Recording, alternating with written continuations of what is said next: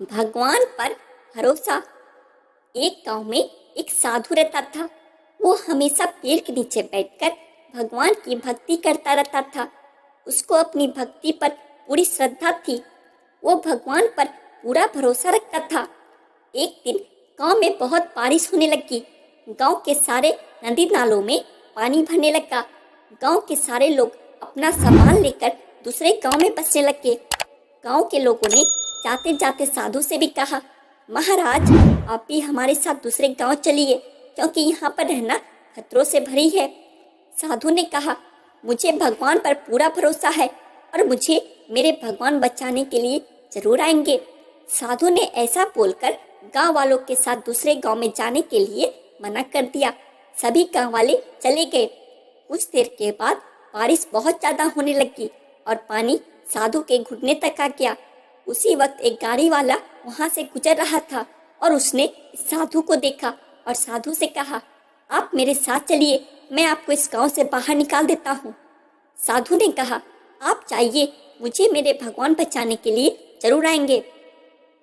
वो गाड़ी वाला भी वहां से चला गया। कुछ देर के बाद बारिश इतनी ज्यादा बढ़ गई कि पानी साधु के गले तक आ गया।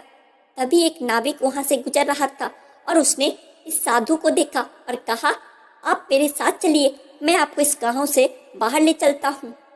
साधु ने उस नाविक से कहा, आप जाइए, मुझे मेरे भगवान बचाने के लिए जरूर आएंगे।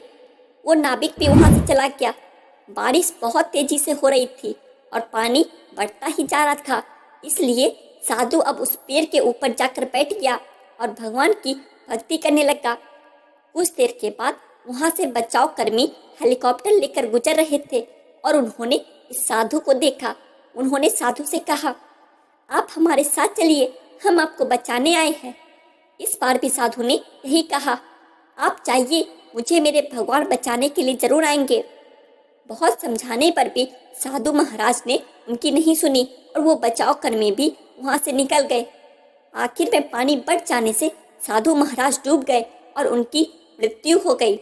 मृत्यु के बाद वो साधु भगवान के पास गए और भगवान से पूछा, मैंने सारी जिंदगी आपकी भक्ति की और आप पर पूरा भरोसा रखा, फिर भी आप मुझे बचाने क्यों नहीं आए? भगवान ने कहा, तुमसे किसने कहा कि मैं तुम्हें बचाने के लिए नहीं आया था? तुम याद करो, वो गांव वाले लोग, वो गाड़ी वाला, वो नाविक, वो बचाव कर्मी, वो सभी कौन थे?